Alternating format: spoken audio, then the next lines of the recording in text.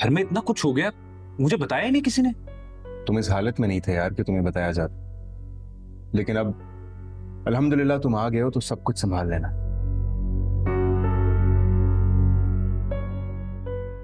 बेटा, बच्चों की परवरिश करने के लिए और उनकी अच्छी तरबियत करने के लिए बाप को किन किन मराहिल से गुजरना पड़ता है,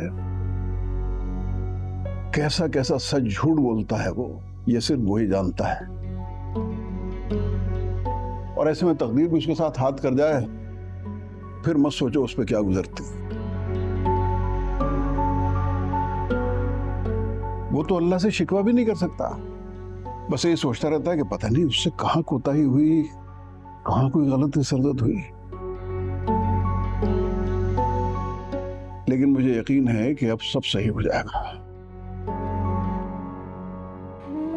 तो बिल्कुल ठीक कहते हैं, इंसान हमेशा ठोकर खाकर ही संभलता है।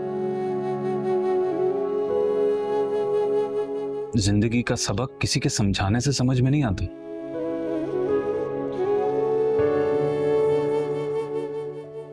जब तक खुद इंसान प्रैक्टिकली उस सिचुएशन से नहीं गुजरता,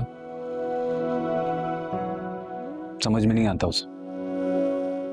भाई साहब, मैं तो अब इस नतीजे पे पहुंचा हूं कि मुझ जैसा बाप जो अपने उसूलों और तरबियत पे बड़ा नाज करता है, को सोचना पड़ेगा कि आज का जो बच्चा है, मकसद है हमें उसका दोस्त बनना होगा। यानी उसकी नाकामी पर हमें उसे बेइज्जत नहीं करना होगा, हमें उससे दोस्ती करनी होगी।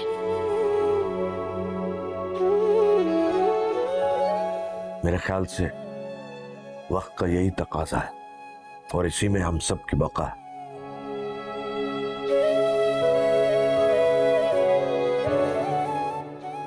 ठीक कह रहा हूं।